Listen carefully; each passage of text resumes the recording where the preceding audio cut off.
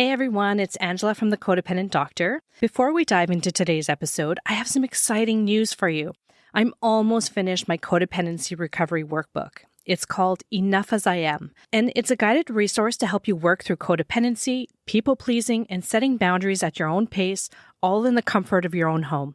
It will be available on Amazon in the next couple months, so if you'd like to be notified when it's ready, you can sign up for my newsletter. The link is in the show notes, and I'll be sure to keep you posted. Now, without further ado, let's get into this week's episode. Hey everyone, and welcome back. Today I'm talking about trying to identify too closely with the roles that we play. It's something that a lot of us don't even realize that it's happening until we start feeling stuck, lost, or maybe completely drained. Maybe it's your job title, maybe it's being a mom, and maybe it's being the responsible one or the helper in your family. Whatever it is, it can be so easy to lose sight of who you are outside of what you do for everyone else. We're going to talk about why this happens, how to recognize if it's happening to you, and most importantly, how you can start reconnecting with the real you, the person who's underneath all the titles and responsibilities. I know I got stuck doing this. My worth became tied to my title, and I know that I'm not alone, so let's dive in. Welcome to the Codependent Doctor, a weekly podcast focusing on all things codependency. Are you struggling to love yourself, feeling burnt out, or having trouble forming loving and meaningful relationships? I can help you heal from the past and move forward with healthier selves, healthier relationships, and healthier, more fulfilling lives. Join me as we reclaim your authentic self. I'm your host, a family doctor and fellow codependent, Dr. Angela Downey. We can do this together. Here we go.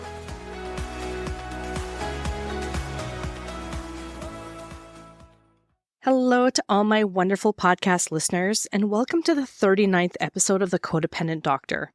I'm your host, Dr. Angela Downey, a family doctor and fellow codependent. I am so grateful today. I woke up in the best mood ever. I had a great night's sleep. None of my animals vomited in my bed overnight. I woke up, the birds were singing. It was a beautiful day, and I got really excited. And I don't know why I don't wake up like this every day, but I guess that some days are just specialer than others. So today I'm feeling really grateful, and I want to know how you're feeling today. What are you grateful for? I'm still working on my new Facebook page. It's almost up. I think it's going to be the Codependent Doctor right now, but I'm just getting things switched over because my new book is going to be coming out soon, so I wanted to be a little bit more organized for when it came out. But for now, please let me know what you're grateful for. You can email me at codependentdoctor@gmail.com. You can find that in the show notes below. I'd also like to know what's most important to you. What do you want to hear from me? Do you have any topics or questions that you'd like me to address on the show? I'd love to do that. I do get emails from time to time, so I'd like to share one with you. It came from Kim, and she says, I listened to the episode yesterday, and she's referring to the understanding the connection between addiction and mental health. It was so good, and I was actually able to apply my new response with positive results. That's amazing, and this is why I do this. I love knowing that I'm able to help someone out there. We can all use a little hand from time to time, but I really appreciate it when you let me know that something that I've done resonated with you or was helpful. So today I'm talking about losing yourself in what you do instead of who you are as a person. I want to start by sharing a little story from my own life. And for those of you who don't know, I'm a doctor, and I'm really proud of that. But for a long time, being a doctor was pretty much the only thing that I knew what to say about myself. Whenever someone would ask me, tell me about yourself, I would just say, oh, I'm a doctor, and I would stop there. In all fairness, saying that you're a doctor usually keeps the conversation going. People get curious and they ask questions, and there's a lot to talk about. But deep down, it scared me that if someone pressed a little further, I didn't really know what else to say. I had no idea who I was outside of that title. I remember sitting at a job interview once, and the interviewer who was across from me said something like, tell me something interesting about yourself. And I just stared at them. I was like a deer caught in the headlights, completely blank. All I could think was, I'm a doctor, but beyond that, I didn't know what to say. And the thing is, I'm so many things. I'm funny, I'm creative, I'm curious, I'm someone who loves learning, I love connection. I love trying to help people in all kinds of ways. I love animals, nature, and reading. But I couldn't see any of that because I was so tightly tied to the role that I thought made me worthy to other people. I kept working and striving until I had a title that sounded impressive and one that felt like it proved that I was enough for other people. But somewhere along the way, I lost sight of the fact that I was already enough, even without the title. And that's what I want to talk about today. How easy it is to tie ourselves to the roles that we play and how, if we're not careful, those roles can become a cage. We're going to talk about how this happens, why it's so normal, and most importantly, how to start finding your way back to yourself. The real you that's underneath all the titles, the achievements, and all the responsibilities. It's so easy to tie your identity to what you do instead of who you are. And honestly, most of us are taught to do exactly that without even realizing it. From the time that we're little, we get asked, what do you want to be when you grow up? Not, who do you want to be as a person when you grow up? So it makes total sense that by the time we're adults, we introduce ourselves by our roles. I'm a doctor. I'm an executive. I'm a mom. I'm the one who holds everything together. I'm the achiever. I'm the helper. And there's nothing wrong with being proud of those roles. They matter. They're a huge part of your story. But the problem comes when those roles become the only way that you see yourself. When you start believing that your worth is tied to how well you perform, or how much you give, or how perfectly you stay inside of those labels. And it happens so easily and so quietly. You don't even notice until one day you realize if someone took your job title away, or if your kids grew up and moved out of the house, or if people stopped needing you to fix things, you're not totally sure who you'd be without it. And that's a really unsettling feeling. It's like building a whole house on a foundation that you didn't realize could shift under you. This isn't a personality flaw. It's something that we're trained to do, usually without even realizing it. Society loves to reward titles. It rewards productivity and self-sacrifice. We celebrate being busy, having impressive job titles, hitting milestones, and taking care of everyone else around us. We often clap for the people who are working overtime, or the mom who does it all, or the friend who never says no. We tell people, you're amazing for doing all that, and they are. It's baked into the way that we talk to each other, into the way success is measured. You rarely ever hear someone being praised for just being, for resting, for playing, for setting boundaries, or for existing without producing something. And a lot of us grew up in families where we were praised mostly for what we did, not for simply being ourselves. Maybe you got a lot of attention when you got good grades, when you helped out, when you made people around you proud. Maybe love or approval felt just a little bit conditional, tied to how good you were, how much you achieved, and how much you gave. When that's the case, it's completely natural to start believing that doing equals being valuable, that performing or succeeding or caregiving is the way that you earn your place in the world. I can see examples of that time and time again in my life. I'm assuming that most people can see this in their lives as well, and you become tied to the titles that you've worked hard to earn. On top of that, these roles, doctor, mom, caregiver, achiever, helper, they give a sense of structure and safety. When everything else in life feels uncertain or overwhelming, it can feel comfortable to tuck yourself into a role and say, this is who I am and this is where I belong. It's a safe place. It gives you a way to feel anchored, even if underneath it, you start to lose touch with deeper parts of yourself. And listen, we all do this to some extent. It's about starting to notice where you might have gotten a little too tightly tied to your role and giving yourself permission to untangle from it little by little. There are real risks of tying your identity too tightly to a role because even though it can feel safe and even comforting for a long time, eventually it can lead to feeling lost and disconnected, even exhausted. You might experience burnout when your entire sense of worth is tied to being the helper, the achiever, or the caretaker. It feels almost impossible to slow down or to take care of yourself. You don't know who you are without the constant giving, doing, and proving. For me, sometimes resting, it feels lazy and saying no seems selfish. So you just keep pushing until your body or your heart finally says, I can't keep doing this anymore. Then there's the fear of change. And this one hits really hard. If you've spent your whole adult life pouring yourself into a career, what happens when you retire? If you've spent years centering your life around raising your kids, what happens when they leave the home?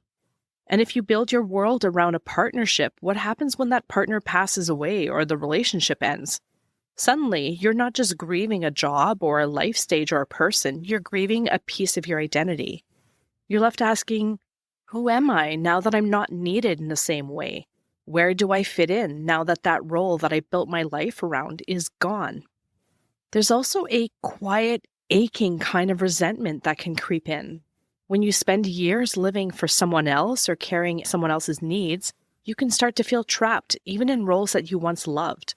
You love your kids and you love your work, but part of you might feel invisible or angry or tied to being the dependable one with no space to just be yourself.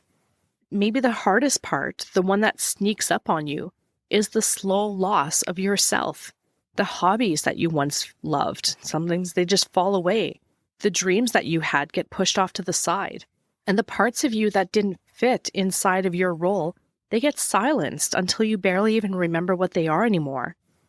You stop asking yourself what you want, what you need, or even who you are when nobody needs anything from you.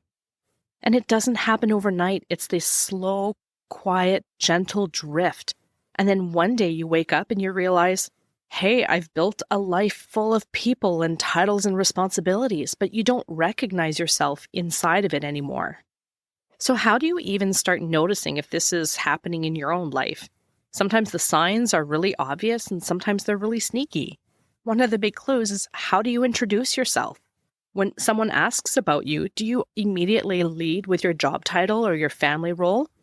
Imagine sitting at the last gathering that you had where maybe you didn't know anybody, and someone said, hey, I'm so-and-so, and you go to shake their hand, and you're like, hey, I'm Dan. What are you? How do you answer that question? Do you answer, I'm a nurse, or I'm a mom of 3, or I'm an office manager, and then just stop there? It's not that being proud of your role is wrong. It's beautiful. It's a great thing. But when it's the only thing you say about yourself, it might be a sign that you've started to equate your entire worth with what you do for others. Another sign is how you feel when you're not actively doing something. If you find yourself feeling panicked, lost, or even worthless when you aren't working or helping or fixing other people, it might mean that you've tied your value too closely to your productivity. For example, you might sit down on the couch for 10 minutes and immediately feel anxious, like you're wasting your time or being lazy. Or maybe a slow weekend feels unbearable because you're not accomplishing anything. And without that sense of doing, you feel lost. Rest might not even feel like rest anymore. It might feel like guilt. You might hear this little voice inside your head saying, you should be doing something more, or you don't deserve to relax yet, you haven't done enough. Even when you're exhausted, even when you've done more than enough, you still struggle to let yourself just be. And maybe the hardest realization is when you start to notice that you don't even really know what you enjoy anymore. You know what you're supposed to do, you know what makes you look good, you know what people around you expect and what keeps everyone else happy. But if someone asked you, what do you love? Or what brings you joy? You might freeze. Because when you've spent so much time living for other people or meeting everyone else's expectations, you can lose touch with what actually lights you up inside. I want to share a quick story. So I was on a date a couple years ago, and we've been out a couple times.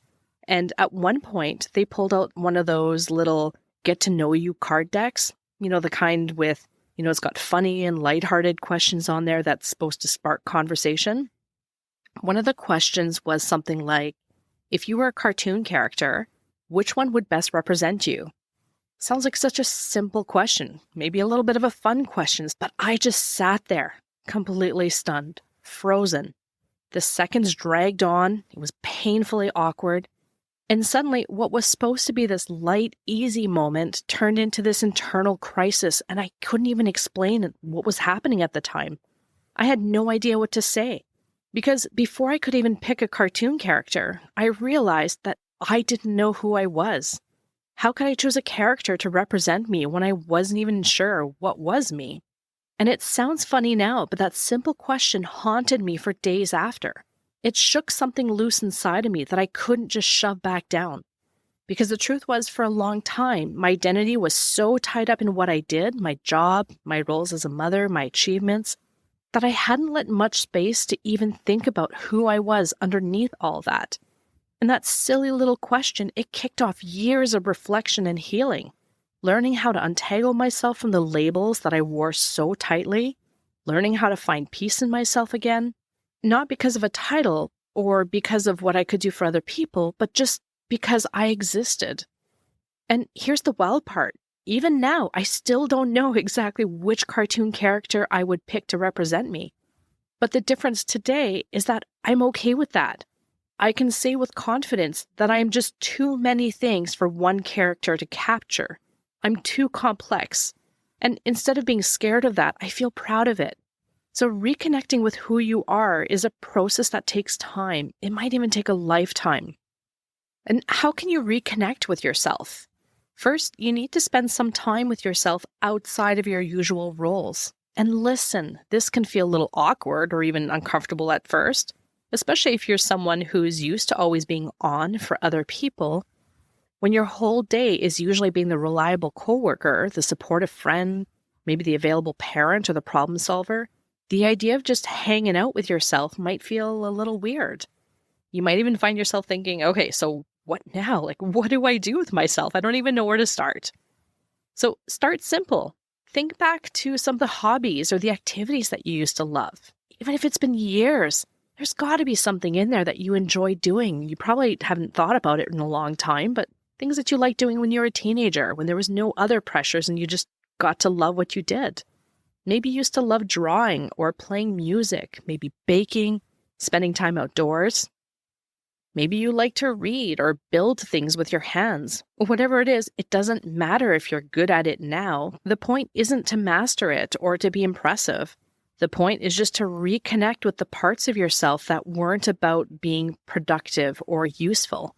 The parts that existed just because they brought you joy. Let yourself play with creativity, even if you're absolutely terrible at it now.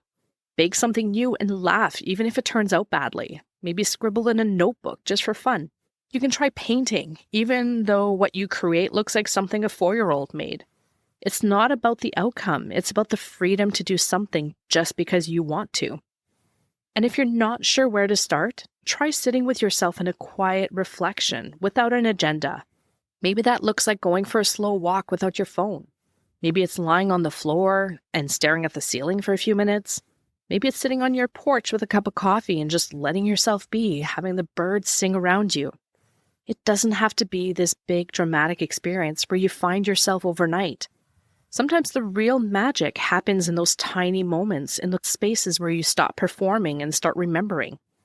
The more that you give yourself permission to be in those spaces, the more that you're going to hear the voice that's the real you, the you that exists underneath all of the noise and all of the roles. Next, try asking yourself a few simple but really powerful questions. What brings me joy that has nothing to do with my job? Nothing to do with my kids or anyone else's approval? And maybe, if no one needed me for anything today, what would I want to do? These questions are important because they help you get underneath the layers of expectations and into what actually lights you up, and not just what makes you feel useful or praised. Try introducing yourself to somebody without leading with your job or your family role.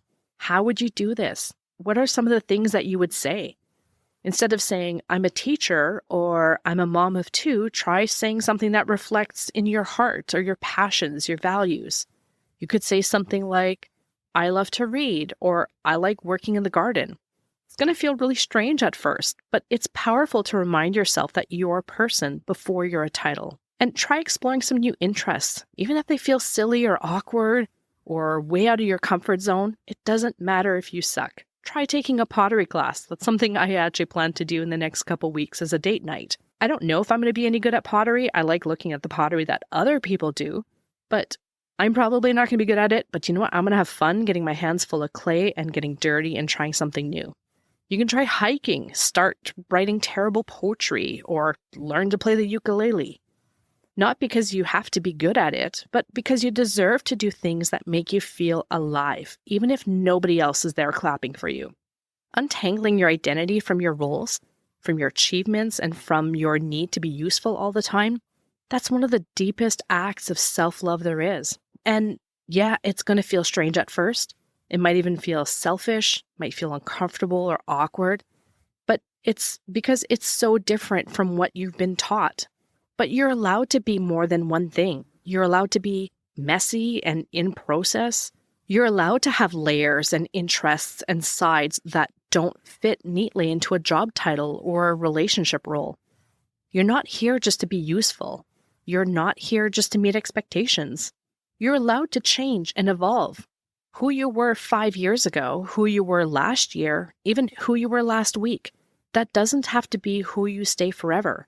Growth doesn't mean that you're abandoning the old you. It means that you're expanding. You're making space for your whole self to show up. You are valuable just because you exist, not because of what you achieve, not because of how many people you help, not because of how perfectly you perform, just because you're you. You are enough just as you are. And that is the title of my new book, Enough as I Am. It should be coming out in the next couple of weeks. I'm really excited for you to see it. I've been working hard on it for the last little while. It's a workbook to really find out who you are and how to stop people-pleasing, how to stop experiencing chronic guilt, how to show yourself some self-compassion. I'm really excited for it. I'm excited for you to see it. If you're interested in doing some journal exercises for this week, I've got a couple questions lined up for you. If I couldn't describe myself by my job title, relationship status, or responsibilities, who would I be and how would I introduce myself? What hobbies, dreams, or parts of me have I pushed aside while playing my roles? What would it look like to bring some of that back now? I wish you all a great week as you learn to foster a better relationship with the most important person in your life, yourself. I'm going to meet you here next week for another episode of The Codependent Doctor, when I'm going to be talking about giving the silent treatment. Ouch. I don't know if you've ever been on the receiving end of the silent treatment, but it is not a good time. So I look forward to seeing you next week. Take care for now. Thank you for joining me, and I hope today's podcast resonated with you. Click like and subscribe so you don't miss any future episodes and to help others who might benefit. This podcast is not meant to provide medical advice and should not replace seeing your doctor for mental health concerns. If you're having a mental health crisis, please present to a hospital, call 911 or your local crisis helpline. I'll talk to you next week for another episode of The Codependent Doctor. We can do this together.